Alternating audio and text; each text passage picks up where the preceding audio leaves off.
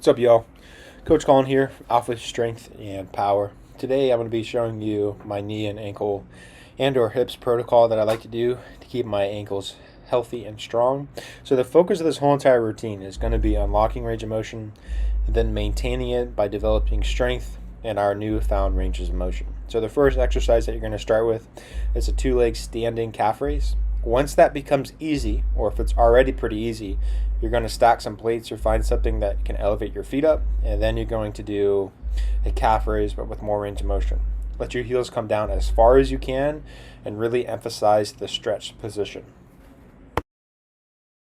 After doing that, the next thing that you're going to do as part of the superset is a lateral ankle stretch. So you should feel this stretch on the sides, on the outside of your ankles.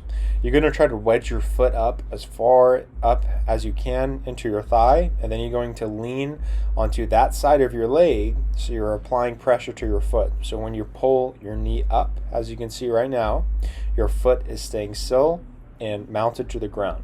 All right, so you're going to have to kind of wedge that in there with your leg and then pull up. You're going to hold this for 45 to 60 seconds per leg.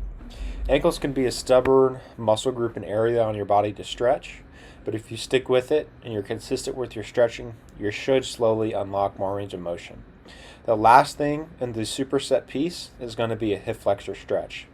If you'd like to intensify this stretch, you can lift your back foot up, lengthening your quad more, and you can also wedge it on something in your gym, such as a bench, if you'd like. This will intensify the stretch. After holding that 45 to a minute per leg, you're then going to do an assisted squat. I want you guys to be able to hold on to something so you can get into the deepest squat position as possible. And then you're going to rock forward and backward. I have pretty mobile ankles because I've been doing routines similar to this one for a while. You're going to notice that my heel is not lifting off the ground. When you are doing this calf stretch, go down as far as you can, as long as your heel is barely lifting or not lifting at all off of the ground. That is going to make sure that you are stretching your calves the best way possible. Sometimes it's okay to go on your toes, but for this specific stretch, we want to keep our heels planted. After doing so, the second piece to this superset is going to be a medial ankle stretch. I'm going to position my knee onto my foot, as you can see, creating space from the floor so I actually have somewhere to push down in order to stretch my medial ankle side. Medial means the inside. So we're stretching the inside of our ankle, and if you'd like, if the position is uncomfortable, you can use a foam piece, such as the one you saw in the video, to create more space from the ground. The next thing that you're going to do is a single leg calf raise for a new set of exercises. After doing your single leg calf raise on the ground, again, if you'd like to, you can use a platform to create more space from the ground and use more range of motion if you're able to.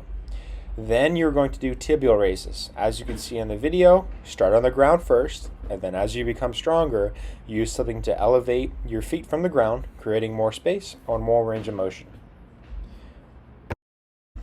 The last set of exercises that we'll be doing for mobility is the hip box. Try to have your knees at 90-degree angles, and you're going to slowly shift over and change positions. Do not do this fast. Try to go slow and make it a smooth, controlled movement. You're going to feel this on the outside of your hips, possibly in your buttocks, and also in the inner thigh where your adductor is located.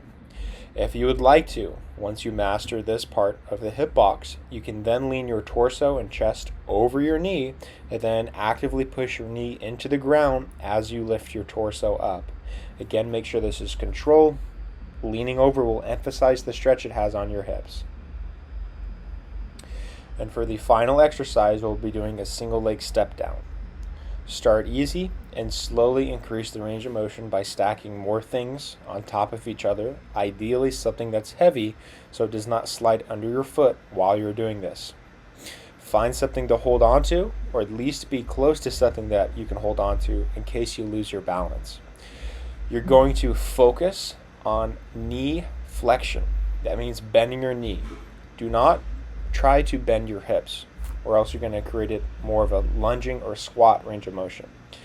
Emphasize knee flexion, bending that knee forward, and making your ankle go into the deepest flexion possible as long as your heel is not lifting off of the platform. You will feel a large contraction in your calf as long as you are pushing the range of motion pretty far.